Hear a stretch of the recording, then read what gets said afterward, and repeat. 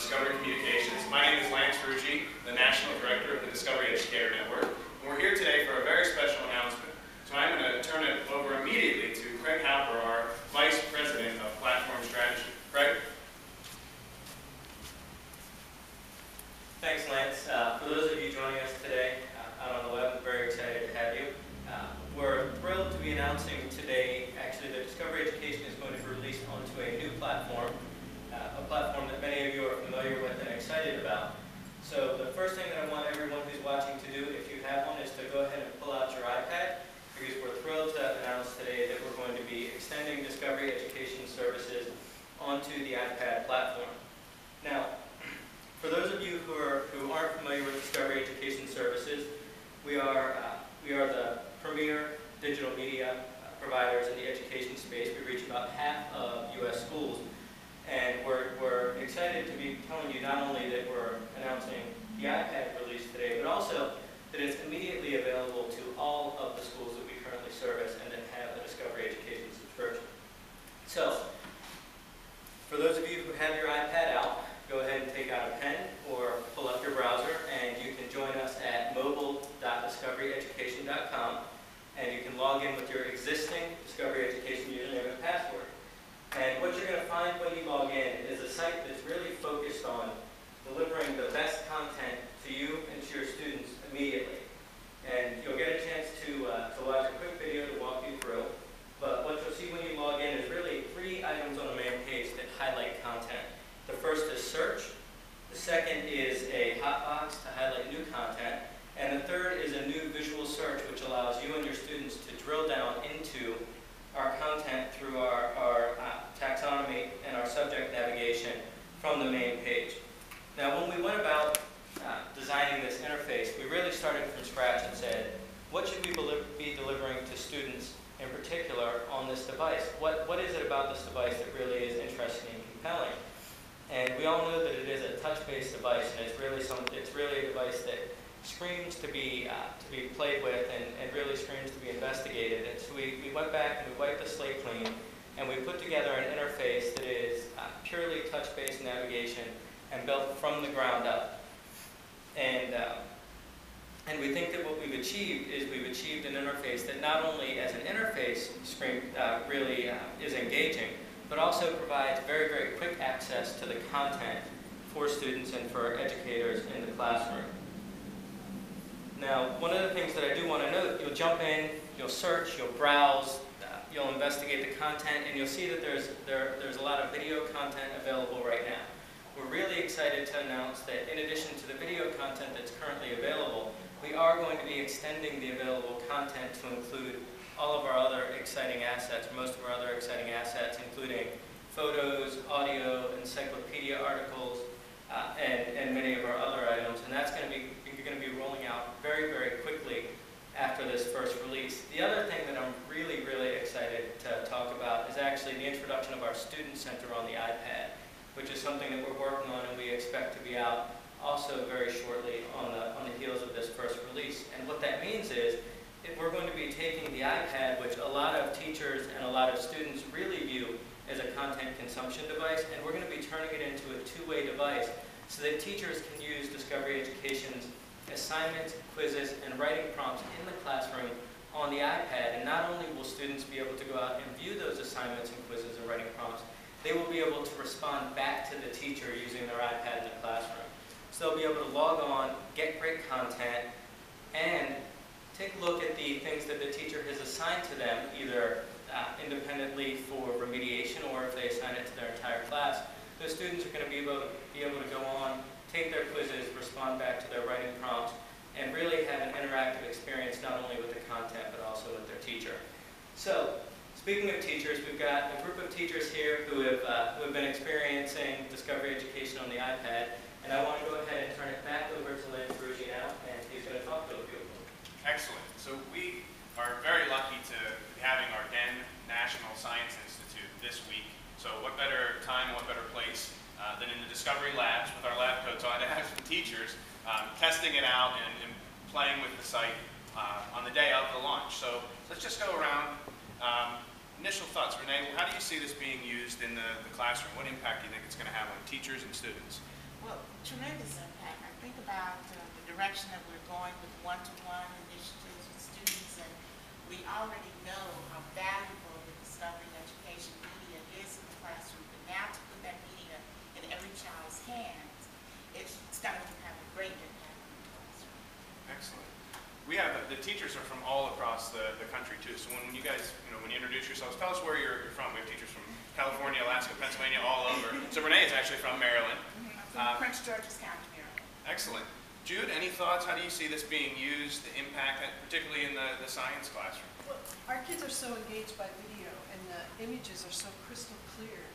And I was just thinking, I can hardly wait to show Renee what I'm looking at, over here, and I think kids will be that excited, and the fact that they will also have access to this at home, then they're going to run home and show brothers and sisters and mom and dad and grandma. So it's a all-day learning, and then as these become, so easy to get, I think there's going to be more and more. Plus, small group work for kids is, this is very easy for 3 or 4 of us to see. I think even easier than a big, large computer screen in some cases. That brings up a really good point. So for anybody at the table, what do you think about usage scenarios? How do you see this being used at home during the day, in collaborative groups, centers? I actually think that this will help the students to be more active in their own learning. I happen to be looking right now at blood spatter patterns and forensics, and I'm thinking about a field trip that we're planning for a group of students to go to the Crime and Punishment Museum to actually do this particular lab. Well, if they have this particular arsenal to go and learn about that information prior to or after, it reinforces that particular educational experience, and hopefully lay down that memory such that it'll be accessed over and over again. So I think that this will make the child more active, and it can go and inquire and gain more information about this topic. Excellent. Other thoughts on classroom use, at home use, usage scenarios? And also it's something that you're putting at the tip of their fingertips when they have any kinds of questions. They have a resource right in front of them that they can just go into the search, look something up. If they don't know what transpiration is, they type it in, there it is. They have a wealth of resources in front of them to look at, videos, examples of what it is, real life for them to understand. Excellent. How about home use? How do you see this? I mean, what do you think parents' reactions will be if a student brings this home and they now have access? Any thoughts on that? I know a lot of us are parents here. I think the parent reaction is going to be very positive, especially when it comes time to do homework, and the student comes and asks the parent, "How do you do this?" And the parent says, "Oh," so they can go use it as a resource to go and look that information up and try to solve the problem. Excellent. I think echoing on that, I was just looking, and for every single video that is out there, you actually have the citation and the way that students should cite videos within their research papers. You have MLA, APA, or As a parent, I would prefer my child to be watching these type of videos or television than some of the currently available television that students have. So I think as a parent, I would be encouraged by the support that this offers me that my child is not watching inappropriate content.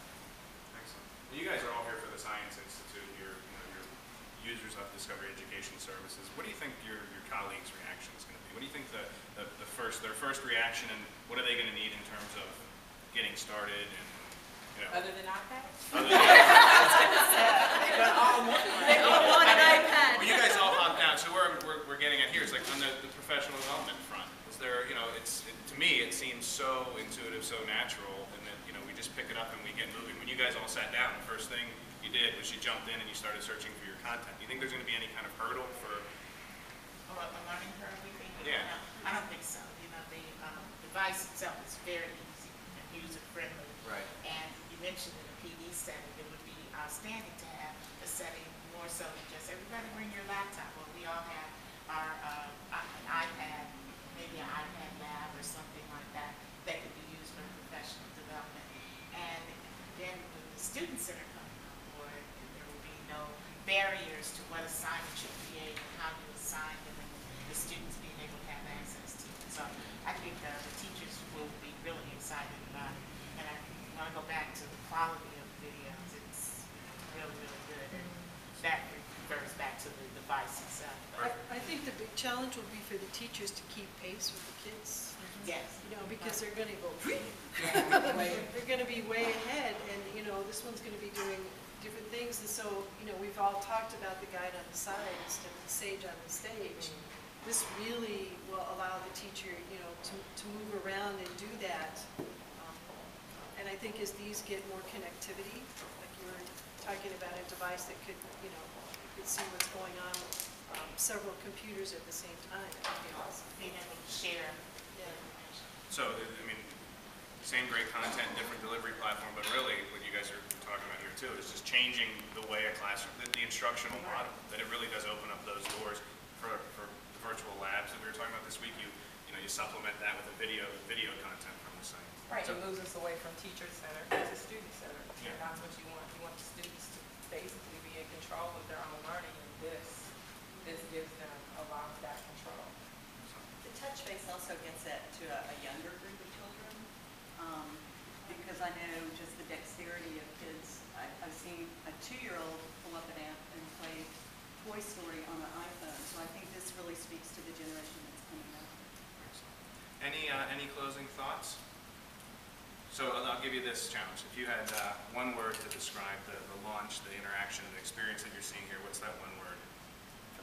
Phenomenal. Creative. Engaging. Awesome. Exciting. Yeah, it's exciting. Potential. Excellent. So before we sign off, does anybody want to ask their principal for a classroom set of iPad? Yes. All right, well, thank you so much for joining us. Go explore mobile.discoveryeducation.com. Enjoy. Thank you all so much. Take care. Would you all just say who you are and where you teach, just quickly? I am Felicia Martin. I'm from Prince George's County Public Schools.